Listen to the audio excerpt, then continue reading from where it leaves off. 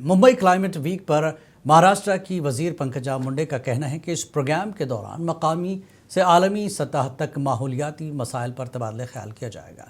पंकजा मुंडे ने कहा कि 30 ममालिक के नुमाइंदों के साथ साथ NGOs और साइंसदान इस मौसमियाती तब्दीली पर अपने ख्यालात साझा करेंगे। मुंबई क्लाइमेट वीक की आज शुरुआत हुई है और यहाँ मुंबई महानगर पालिका और महाराष्ट्र का पर्यावरण विभाग, महाराष्ट्र सरकार और मुंबई क्लाइमेट वीक मंच, ये बहुत ही अच्छा महत्वाकांक्षी मंच है जिससे हम लोकल लेवल से ग्लोबल लेवल तक के एनवायरनमेंट की बात करेंगे। और यहाँ 30 देशों के प्रतिनिधि आए हुए हैं, बहुत सारे उद्योजक आए हुए हैं, बहुत सारे NGOs आए हुए हैं, साइंटिस्ट आए हुए हैं। इनसे बहुत सारा विचारों का आदान प्रदान होगा जिससे हम वो लोकल टू ग्लोबल जो हमारा करने के लिए प्रयास का पहला ये कदम है, उसमें बहुत सारे इनपुट्स हमें मिलेंगे। मैं तो हमेशा यही कहती हूँ कि मैं इसमें बारे में ज़्यादा टिप्पणी नहीं करूँगी। PM ऑफिस करेगा, PM सर खुद सोशल मीडिया पे बताएंगे और उनके प्रवक्ता भी बताएंगे, CM सर बताएंगे। पर मैं यही कहती हूँ हमेशा कि जब प्रधानमंत्री कोई लोकल हम मतलब विषयों के बारे में जितना ध्यान देते हैं उतना ही ग्लोबल विषयों पर ध्यान देते हैं। तो जब भी कोई ग्लोबल लीडर प्रधानमंत्री जी से मिलता है, हमारे भारत देश के लिए बहुत ही अच्छा और बहुत ही ताकतवर कदम वो उठाते हैं हमारे देश के उन्नति के तरफ। शिवसेना UBT के रुकन पार्लियामेंट संजय राउत ने BJP लीडर किरीट सोमैया की अहलिया मेधा सोमैया की तरफ से दायर हतक इज्जत के मुकदमे में 15 दिन की जेल की सज़ा को चैलेंज करते हुए सेशन कोर्ट में दरख्वास्त की। संजय राउत की नुमाइंदगी करने वाले एडवोकेट मनोज ने बताया कि आज हतमी समाअत हुई थी, लेकिन जवाब दहिंदा की तरफ से कोई भी पेश नहीं हुआ। हमने आज कुछ बाकी दलाइल मुकम्मल किए, कुछ मुकदमात सबूत के तौर पर सुप्रीम कोर्ट के सामने हैं। मुअज़्ज़िज़ जज जो भी फैसला देंगे हम उसे कबूल करेंगे।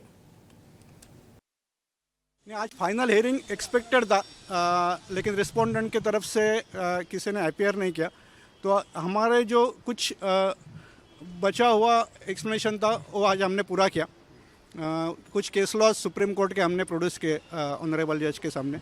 अभी ऑनरेबल जज जो भी डिसीजन देंगे वो हमें मंजूर होगा। कोई भी पेपर में या कोई भी मीडिया पे जो न्यूज़ आता है, वेदर इट इज़ डिफेमेटरी और नॉट, और अगर वो डिफेमेटरी है तो हु इज़ द रिस्पॉन्सिबल, तो उसके ऊपर हमने हमारा तर्क रखा है।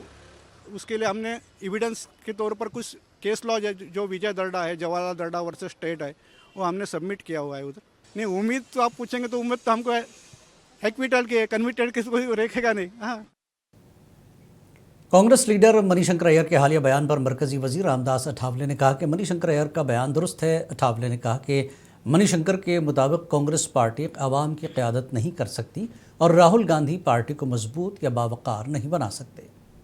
मनीशंकर अय्यर जी कांग्रेस पार्टी के सीनियर नेता है, मेरे साथ उनके संबंध बहुत अच्छे रहे हैं, वो केंद्र में मंत्री भी रहे हैं। और मनीशंकर अय्यर जी आजकल बहुत बड़े नाराज चल रहे हैं, इसीलिए कांग्रेस पार्टी के जो नेता है, अनेक नेता बीजेपी में आ रहे हैं। इसका कारण ये है कि राहुल गांधी जी के नेतृत्व में कभी सत्ता आएगी ऐसा उनको लगता नहीं है। राहुल गांधी जी के नेतृत्व में मतलब कोई कांग्रेस पार्टी को बहुत जल्दी सत्ता मिलेगी ऐसा नहीं लगता है।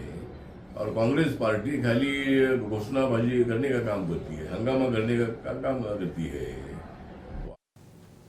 कांग्रेस लीडर नाना पटोले ने छत्रपति शिवाजी महाराज की मुबैना बेइज्जती पर हर्षवर्धन सबकल के खिलाफ FIR पर अपना रद्दअमल जाहिर किया। उन्होंने कहा कि छत्रपति महाराज का मुवाजना किसी से नहीं किया जा सकता। मेरा इशू इतिहास में, मैंने परसों भी कहा कि छत्रपति शिवाजी महाराज हमारे दैवत हैं और दुनिया में सभी राजा हैं, लेकिन एक ऐसे हमारे राजा रहे छत्रपति, जिसको रैत का राजा यानी जनता का राजा ऐसी उपाधि जनता ने दी है, वह है छत्रपति शिवाजी महाराज। उसकी तुलना किसी के साथ नहीं हो सकती।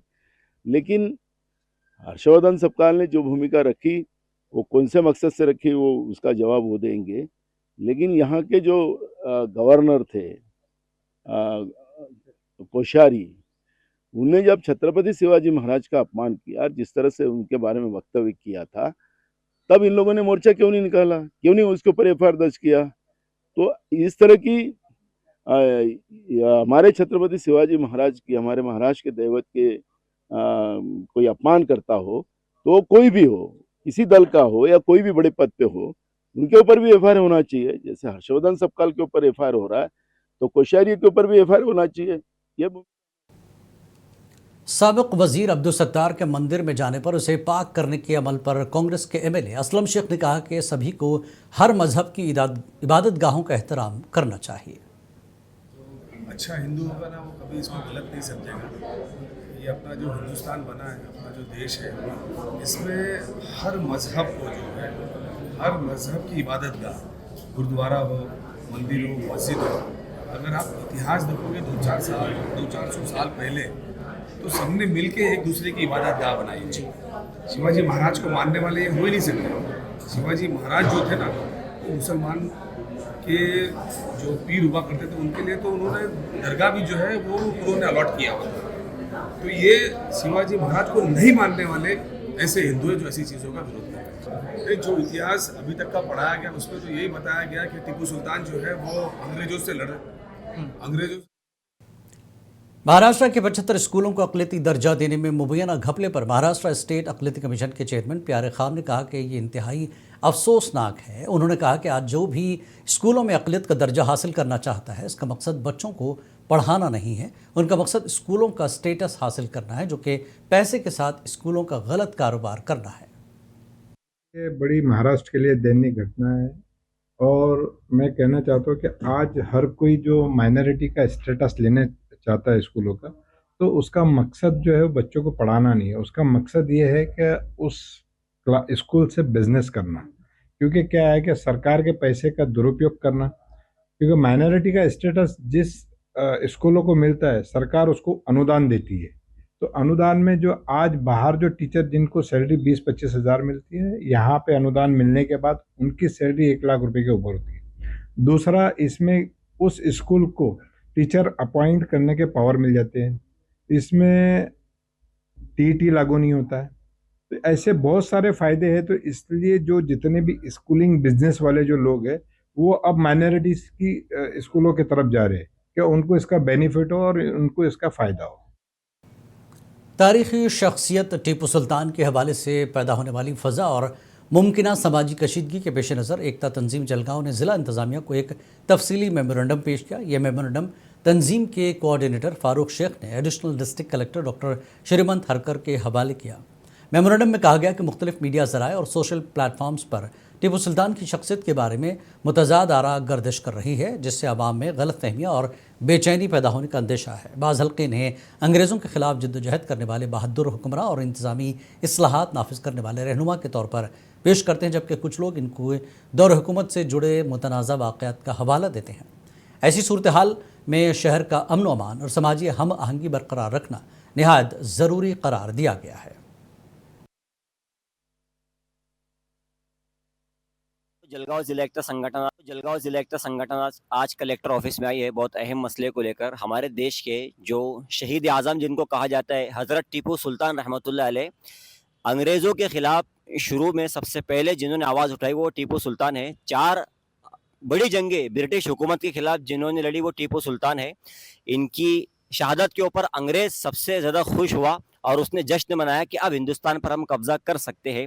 ऐसे टीपू सुल्तान, ऐसे शहीद जिसने अपने देश के लिए कुर्बानी दी है, अपने देश के नाम को पूरी दुनिया के अंदर बढ़ाया है, उनके फ़ोटो को लेकर, उनकी जयंती को लेकर जिस तरीके से यहाँ पर सियासत की जाती है, गंदी सियासत, और शर्म की बात तो ये कि मुख्यमंत्री दर्जे का आदमी इसके ऊपर सियासत करता है। टीपू सुल्तान रहमतुल्लाह अलैह का फ़ोटो देखने के बाद और उनका नाम आने के बाद ये लोग चिढ़ने वाले जो है उन्हें ये बताता चले कि टीपू सुल्तान रहमतुल्लाह अलैह अंग्रेज़ों के ख़िलाफ़ लड़े थे। हमारे देश में जब अंग्रेज़ आए और हमें जब भारतीयों को गुलाम बना रहे थे ये लोग और हमारे देश को लूट रहे थे, तो सबसे पहले जंग करने वाले टीपू सुल्तान रहमतुल्लाह अलैह थे। जो व्यक्ति अंग्रेज़ों के ख़िलाफ़ लड़ा है वो देशद्रोही कैसे हो सकता है? फिर उसका नाम लेने। बॉलीवुड सुपरस्टार सलमान खान के वालिद मारूफ स्क्रीन राइटर सलीम खान को मंगल के रोज़ मुंबई के लीलावती अस्पताल में दाखिल कराया गया। ज़राए के मुताबिक सलीम खान के हालत की दुरुस्त वजह ताहाल ज़ाहिर नहीं की गई, ताहम उनकी तबीयत नासाज होने पर इन्हें एहतियाती तौर पर अस्पताल मुंतकिल किया गया। दिन भर अहल खाना की आमदरफ्त जारी रही और ख़ानदान के अफराद ने उनकी इयादत की। अदाकार सलमान खान के अलावा उनकी बहन अलवेरा खान अग्निहोत्री और बहनोई अतुल अग्निहोत्री को भी अस्पताल के बाहर देखा गया।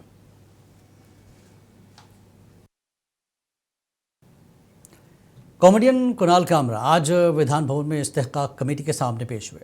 शिवसेना सरबराह एकनाथ शिंदे के हवाले से एक गाने पर उनके खिलाफ तहरीक इस्तेहकाक की खिलाफ वर्जी की कार्रवाई जारी है। अगली समाअत 10 मार्च को मुनक्किद होगी। पिछले साल कुणाल कामरा के शो से शुरू हुए तनाज़े ने आज़ादी इजहार और सियासी तंज पर बहस को हवा दी थी।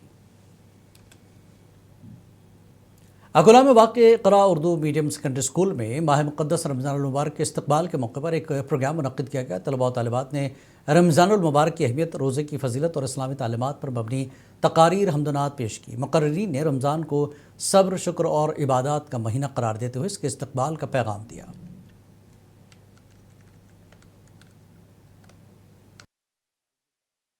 भी इकरा उर्दू प्राइमरी और हाई स्कूल के अंदर इस्तक़बाल रमज़ान का प्रोग्राम का इनेकाद किया गया है। हमारा इस्तक़बाल रमज़ान का प्रोग्राम लेने का मकसद यही है कि इस गरीब एरिया सलम एरिया के अंदर, मुस्लिम बस्ती के अंदर रमज़ान की अहमियत को उजागर करते हुए बच्चों को दीन की तरफ राग़िब करना, रोज़े और नमाज। महाराष्ट्र के वर्धा जिले में नई Delhi Chennai grand trunk express के एक डिब्बे में आग लगने का वाक़या पेश आया। ताहम इस वाक़े में कोई जानी नुकसान नहीं हुआ।